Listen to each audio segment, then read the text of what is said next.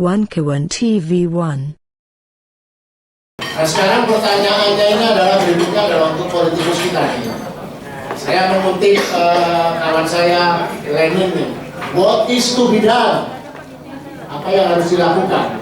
Apakah secara politik, saya mungkin secara prosedural sulit ya, tapi seni politik adalah mampu menginspirasi, mampu mempersuasi bukan hanya publik, tapi mempersuasi sesama politikus untuk bertindak. Nah, Bung Deddy,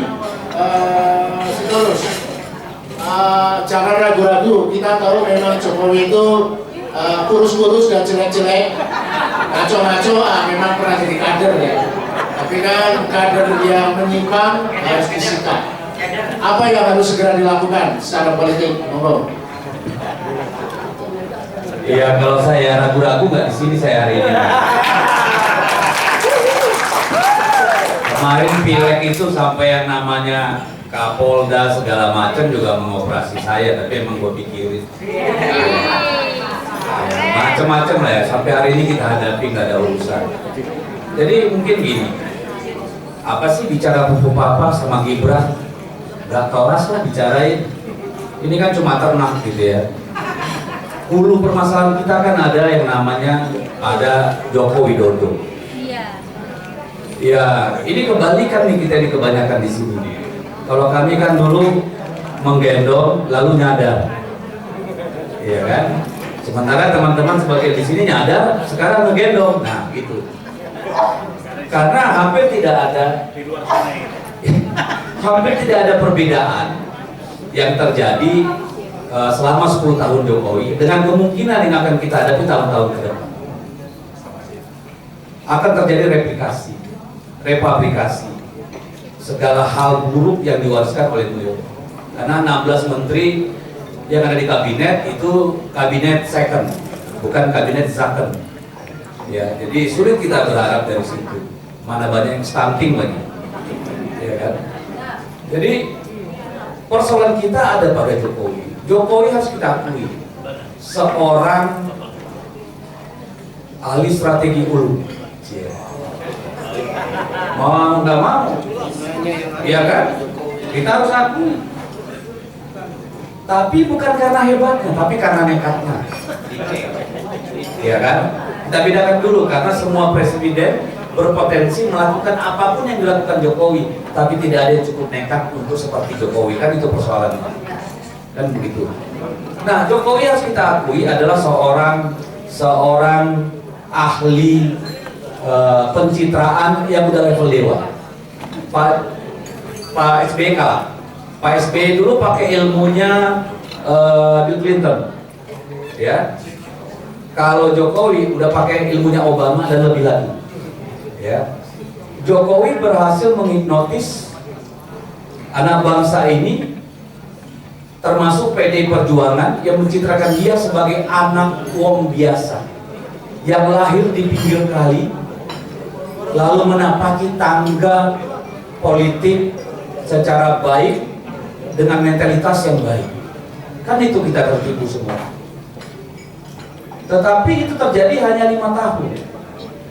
Dia bersyukur karena apa? Dia lahir pada saat handphone mulai ada kamera. Betul nggak? Karena itulah yang kemudian membuatnya cepat viral ketika semua orang bisa berselfie dengan yang namanya Jokowi, which is gak mungkin pada zaman presiden-presiden sebelumnya. Ya. Yang kedua, Jokowi lahir, ini dosa Pak SBY, pada saat presiden punya pesawat kepresidenan.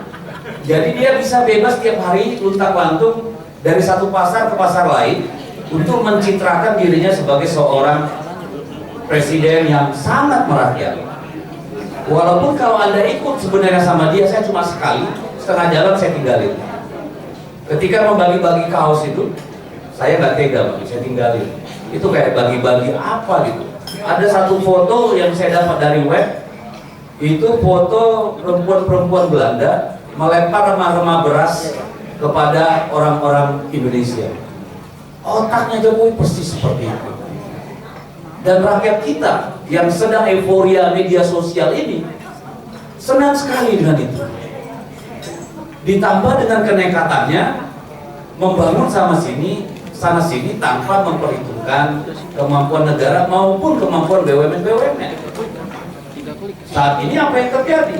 BUMN yang karya semua mau modal, semua BUMN karya itu sudah mau mati karena dipaksa untuk ngutang terus sampai dia hancur, ya, sampai betul-betul hancur. APBN-nya didorong sedemikian rupa sehingga hutang kita mencapai jumlah seperti itu.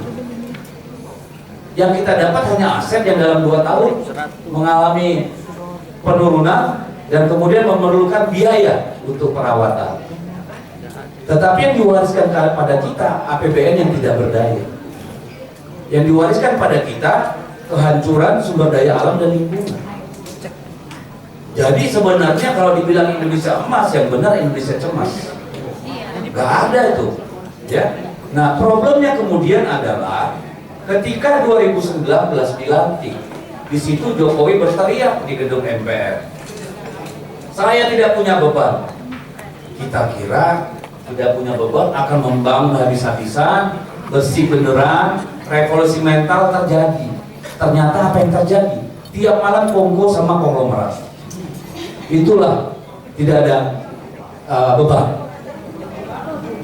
Ketika sejak 2019 kemudian yang namanya usaha martabak dan pisang itu berubah menjadi, ya, menjadi udah tahu semua lah, ya, menjadi Sinarmas, menjadi Shopee, menjadi macam-macam. Dan kalau diperiksa nanti kalau Kapolri-nya udah ganti, mau meriksa ketahuan tuh berapa T masing-masing tuh barang itu, ya. Lalu kita dengar PSN. Apakah PSN itu bersih, tidak ada yang namanya kickback? Maaf, saya nggak bisa tertipu. Pasti ada. Apakah di dalam yang namanya hilirisasi itu tidak ada golden share? Kalau saya sih yakin pasti ada. Jadi orientasinya adalah apa? Saya kemudian mendalami bahwa Jokowi ini memang manusia yang diasuh oleh sahabat kekuasaan yang luar biasa. Dia power addict. Tidak hanya power addict, dia juga kamera edit. Kalau orang Medan bilang banci tampil barangnya. Kalau nggak kena kamera sehari pusing kepalanya, ya kan? Jadi inilah kemudian yang mendorong dia melahirkan dinasti-dinasti ini. Tahun 2020 Gibran dan menantunya Bobi minta jadi wali kota. Lalu kemarin tiba-tiba anaknya yang baru 1 hari apa 2 hari jadi anggota partai langsung ketua umum partai politik. Saya perlu 21 tahun di PDIP baru bisa jadi ketua DPP. 21 tahun merangkak dari bawah. Dari situlah kita melihat sejak 2019 yang namanya Jokowi sudah nggak punya rem. Benar-benar sudah nggak punya rem. Ya, jadi dan yang mungkin semua sudah ngalami, saya juga ngalami. Tiap kali saya posting, 99% yang komen tuh pasti buzzer dengan kata-kata yang hampir sama, akunnya private, no likes, ya kan? Video cuma 1 atau 2, atau posting-posting hal-hal yang gak berkaitan dengan orang yang komen, ya, sampai kita harus mengebalkan diri nih, supaya emang gua pikirin lu itu aja. Malah saya nganggap itu sebagai olahraga jempol, blok, biar mampus lo, kan kira-kira gitu tuh. Jadi inilah kondisi kita. Ini harus diputus. Yang namanya Jokowi ini harus selamat datang, Ferry. Yang namanya Jokowi beserta turunannya ini dalam artian kebiasaan-kebiasaannya ini harus diputus. Tidak saja Gibrannya, tetapi kecenderungan mengubah negara ini dari restart menjadi master, dari negara hukum menjadi negara kekuasaan. Hari-hari ini Bapak dan Ibu, kita sedang mengalami pilkada, dan pada detik ini sedang berlangsung kejahatan luar biasa di bidang pemilu di seluruh Indonesia. Tadi pagi aja kami menemukan di beberapa kota dan kabupaten di Sumatera Utara pembagian beras dan uang. Berasnya ditaruh nama BN, Beras Nusantara. Tapi kan kita tahu BN itu siapa? Ya kan, orang bisa berspekulasi itu Bobi Nasution. Ya iyalah, masa ada orang yang BN tiba-tiba ngasih beras ke sana kemari. Kita aja belum tentu mau kasih beras sama tetangga. Nama berasnya BN, duit cepet. Kan gitu nih. Ya bagi siapa? Camat, kepala desa, kepling kalau di sini ketua RT. Kan gitu nih.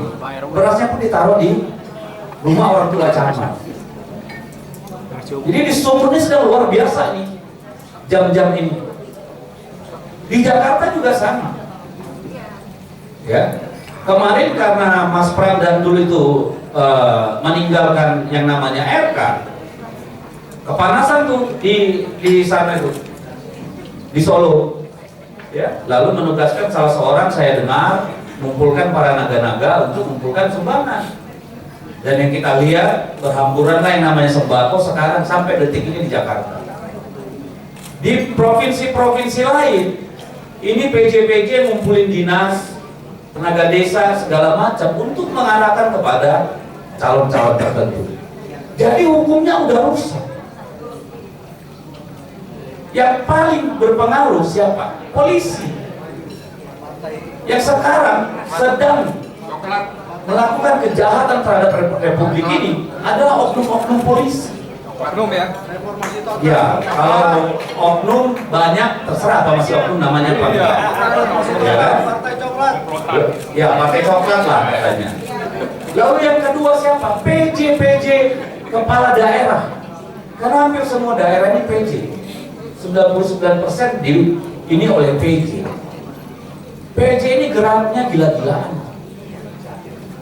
Ya, ada yang dengan inisiatif sendiri, ada karena yang mau dapat keuntungan, ada yang bisa melakukan komodifikasi terhadap pemilu ini.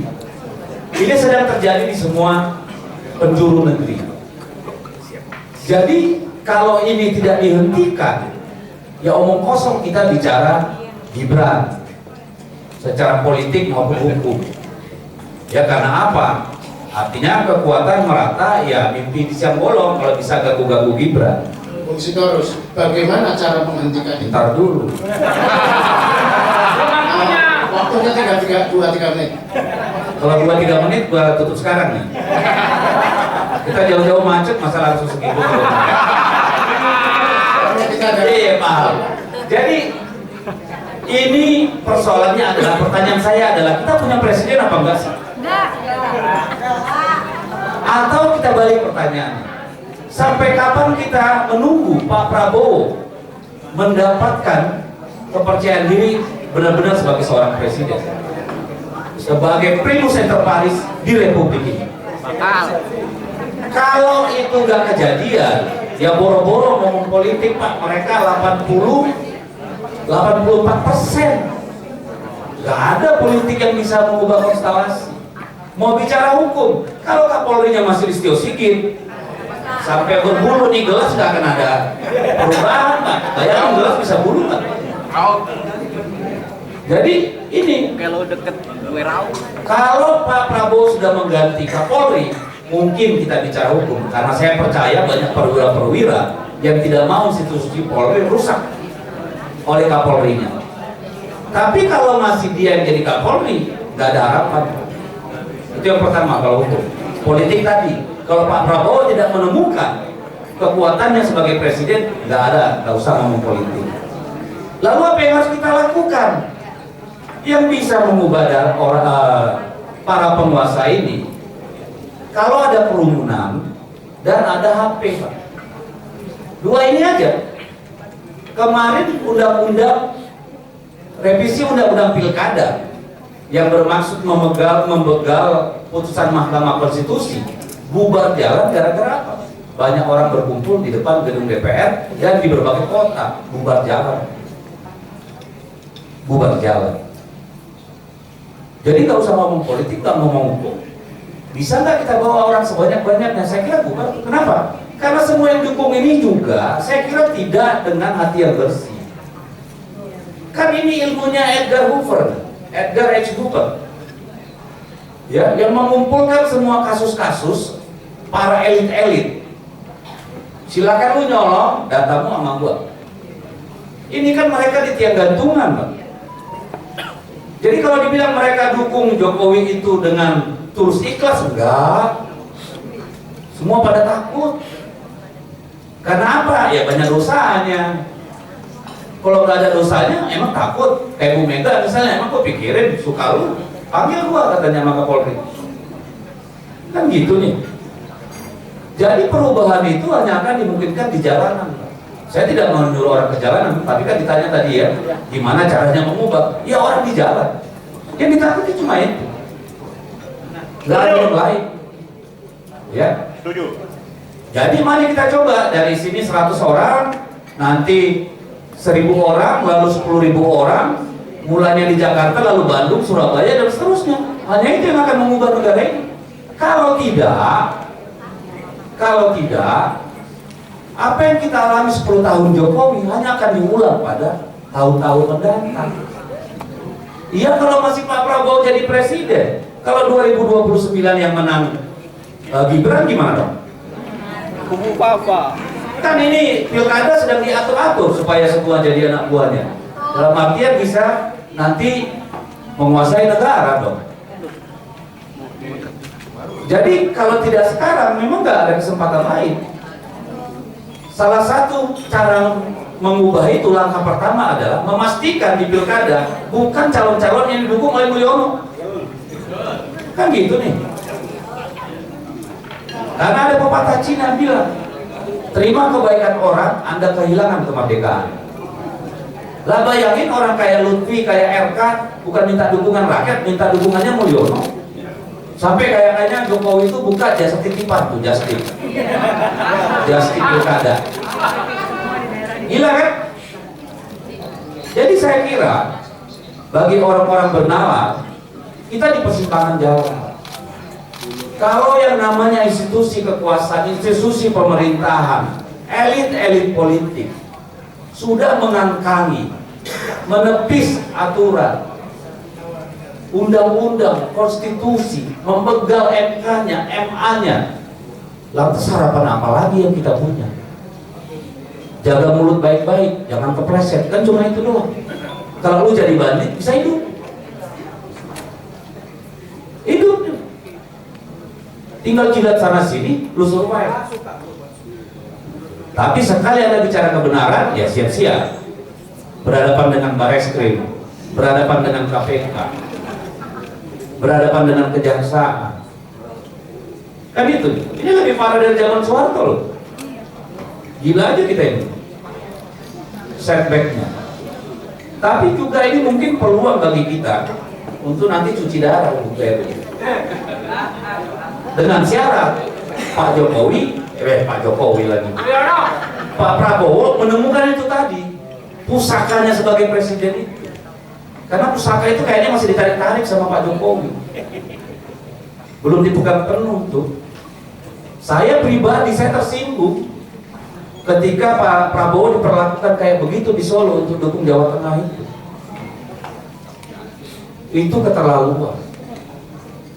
Itu bukan hanya menghina Pak Prabowo sebagai pribadi, tapi lembaga kepresidenan. Ucis gak masuk akal buat saya. Bayangkan kalau seorang presiden bisa diperlakukan seperti itu, apalagi kita ini diinjak, Pak. Kan itu nih problemnya. Jadi itu kesimpulannya, Pak Lukas. Jangan berharap perubahan secara politik maupun secara hukum yang mungkin hanya ketika rakyat mengatakan cukup, muat, dan seperti Ujung Tukul bilang, lawan.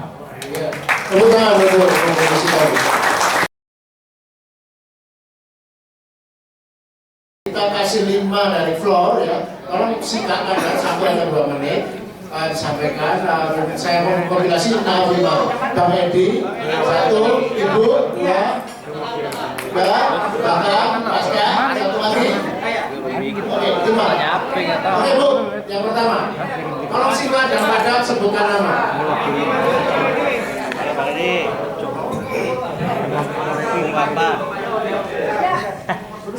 Assalamualaikum warahmatullahi wabarakatuh. Kalau singkat dan padat saya nggak mau karena banyak yang mau saya omongin. Insya Allah saya akan Maju depan bu, dikit bu. Bu maju dikit bu, maju dikit. Baiklah, saya langsung saja, saya coba cepat-cepat ya. Bapak Ibu sekalian yang saya cintai, kalau saya nggak memberikan pertanyaan rugi sedangkan pada hari ini ya. Rugi. Bapak bangsa Nasir mengatakan jangan berhenti mendayung karena arus akan membawa hanyut ya. Pada hari ini kita sudah membuktikan. Nah, saya ingin mengatakan di hadapan para narasumber sekalian, Rizal Fadilah dalam tulisannya mengatakan Jokowi adalah penyandera, penjahat dan penjajah. Kita paham semua menteri dan aparat tunduk kepadanya. Bahkan setelah berhenti pun tidak cukup untuk membuat dia menjadi orang yang berhenti cawe-cawe. Nah, saya ingin mengatakan ada setidaknya 3 yang saya catat yang berjuang pada hari ini. Satu diantaranya Tom Lembong, ya, dia sudah berhasil melepaskan dirinya dan mengatakan bahwa impor itu sepengetahuan dan petunjuk dari Jokowi. Kedua, manusia merdeka yang bernama Said Didu, yang jelas-jelas ingin memperjuangkan bangsanya, tapi dia justru dilaporkan oleh Ketua Abdesi Desa Blimbing. Kemudian yang ketiga tentu saja dari partainya Pak Dedi, yaitu Mas Hasto, Sekjen PDIP, yang mungkin terinspirasi dari manusia merdeka. Sebelumnya saya ingin mengatakan, saya sebenarnya marah banget sama Bang Deddy Sitorus itu. Cuma alhamdulillah ya, ada perubahan, jadi saya menjadi agak ganteng dikit begini. Cuma saya ingin menyampaikan begini Bang Deddy, untuk bisa melebur sebagai bangsa, bagi kami, siapapun musuh Mulyono itu, siapapun juga yang memusuhi Mulyono adalah kawan kami. Ya. Kalau PDIP sudah masuk dalam perjuangan, tanda barang itu akan segera kelar. Gitu, ya. Itu harapan kami. Cuma mohon maaf, saya harus jujur ya, karena kita ini orang-orang yang insya Allah baik ya, karena ini cuma jalannya untuk melebur itu. Ada perbedaan katakanlah prinsip di antara kita, tapi hari ini siapa sangka kita bersatu. Saya ingin mengatakan begini ya, kepada ibunda kami yang tercinta, Ibu Megawati, masalah ini sebenarnya nggak sulit-sulit amat itu, gampang. Bagaimana caranya? Ada kejujuran dari pihak Megawati ya dalam hal di PDIP untuk menyatakan secara nyata bahwa Joko Widodo adalah penjajah, penyandera dan penjahat. Bahwa PDIP terus terang saja menyesal telah 2 periode menjadi kuda tunggangannya. Harus ada, karena kalau tidak ada, nggak bisa. Sedangkan selama ini yang kami lihat si omon-omon ya, sabar.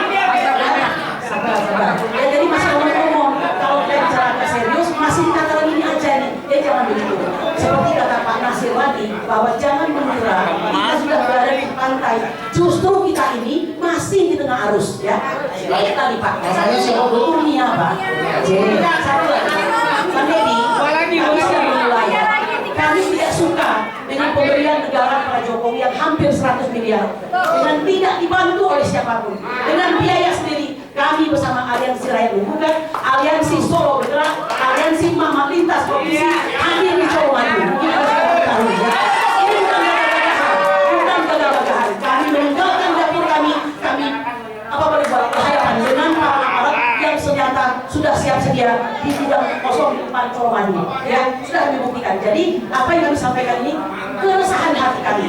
Menurut kami bisa diatasi asal PDIP jujur maju paling depan untuk menyatakan Jokowi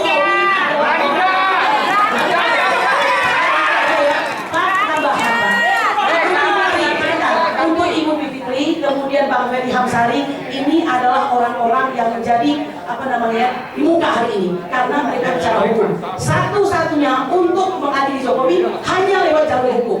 Jokowi yang sudah kami lakukan adalah mengenai pemalsuan dokumen, kemudian pemalsuan informasi dalam akta ONT pasal 263 dan 266.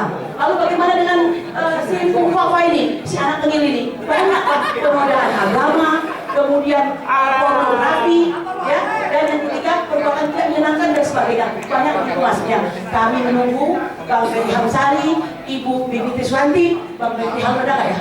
Bang Ferry Harun, semuanya.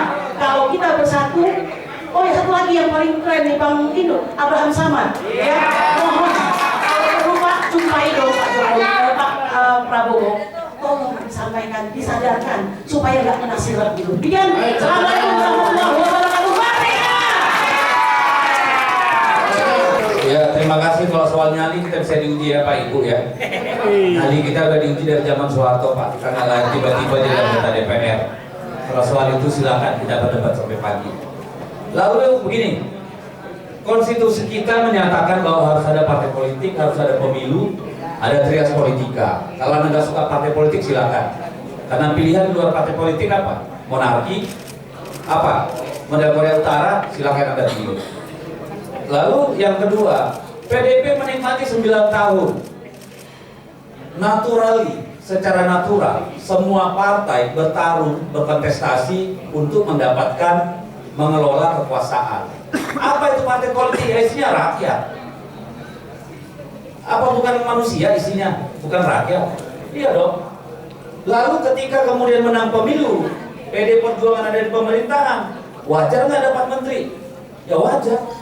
Karena sejatinya itulah tugas partai politik, supaya ideologi organisasinya, platform partainya bisa dikelola oleh pemerintahan. Dan itu dibuktikan PD Perjuangan dengan KIP, dengan BPJS dan seterusnya. Lalu kalau dikatakan menikmati apanya? Yang jelas dong. Hanya karena kita punya 4 menteri, masing-masing tiap periode. Emang menteri apa yang kita dapat? Menteri Hukum, Menteri Dalam Negeri, Menpan RB, Menteri Pendayagunaan Perempuan. Emang kita ngambil Menteri BUMN? Emang kita ngambil Menteri Perdagangan? Lah, oh, nggak diminta. Bukan, nggak ada urusannya sama rakyat. Yang kita ambil itu kan yang urusannya dengan itu. Jadi kalau Anda katakan menikmati, ya memang harus menikmati. Kalau nggak, ngapain jadi partai politik? Tapi apakah dipakai untuk memperkaya diri? Silakan Anda buktikan. Jadi kalau sekarang dikatakan seolah-olah PDIP pengen jadi pahlawan, emang siapa yang pengen jadi pahlawan? Kami berjalan, berjuang, melawan sesuai yang kami alamin. Bukan minta dianggap jadi pahlawan, gak penting. Ngapain jadi pahlawan? Emangnya kami gak mengalami tekanan? Emangnya saya gak setiap saat diawasi? Gimana sih? Itu bukan untuk minta belas kasihan, enggak. Enggak perlu PDIP, gak usah, emang kenapa? Kan gitu nih urusannya. Lu jual, gue beli. Iya kan, mau siapapun itu. Ini jangan coba-coba intimidasi saya dong. Iya kan? Ntar dulu, saya udah jauh nih. Jadi, saya paham.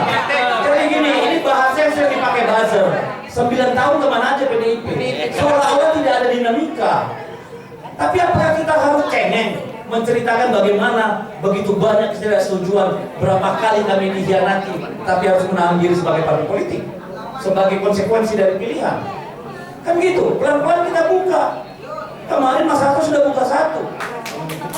Ya, Mbak Puan sudah pernah minta maaf karena melahirkan kader yang seperti itu. Saya sudah berkali-kali ngomong, mau Anda apa lagi? Membungkuk? Terdulu dong. Kalau kita ikut merampok impor sana, impor gula, impor macam-macam, boleh. Kalau kita ikut main di proyek-proyek PSN, boleh kita minta maaf. Ya tunjukin. Nikmati itu nikmati apa? Kalau jadi menteri ya harus. Apa gunanya jadi partai politik kalau nggak jadi menteri? Lalu kemudian, apakah PD Perjuangan mampu mengadili Jokowi? Yang harus mengadili Jokowi itu hukum. Kalau PDIP sendiri emang bisa. Tadi saya sudah bilang, kalau bicara hukum nggak ganti Kapolri, omong kosong. Kan gitu. Urusannya di situ, Pak. Ibu, ya. Lalu apa yang sudah kita lakukan? Kurang apa Ibu Mega marah dan berteriak? Sudah berapa kali? Anda silakan lihat TikTok saya, lihat di TV Parlemen bagaimana PD Perjuangan sejak 2014 sampai 2024. Apakah semua cuma diam? Saya kira tidak. Kecuali kurang piknik. Silakan cek di semua komisi. Silakan lihat bagaimana kemarin saya marah-marah sama Menteri Dalam Negeri, Menteri Agraria, dan itu di semua komisi. Bahkan waktu Ibu Mega jadi presiden, fraksi PDI Perjuangan minta berbeda pendapat sama Ibu Mega 3 kali. Jadi janganlah kita ini merasa paling benar gitu loh. Ya, kalau mau marah, ayo marah bareng-bareng. Mau marah sendiri juga boleh, gak ada masalah. Tapi gak usah merasa paling benar deh. Kami merasa bersalah karena lahirnya Jokowi. Tapi siapa yang tahu Jokowi belok kanan? Malaikat aja tertipu, apalagi cuma gue.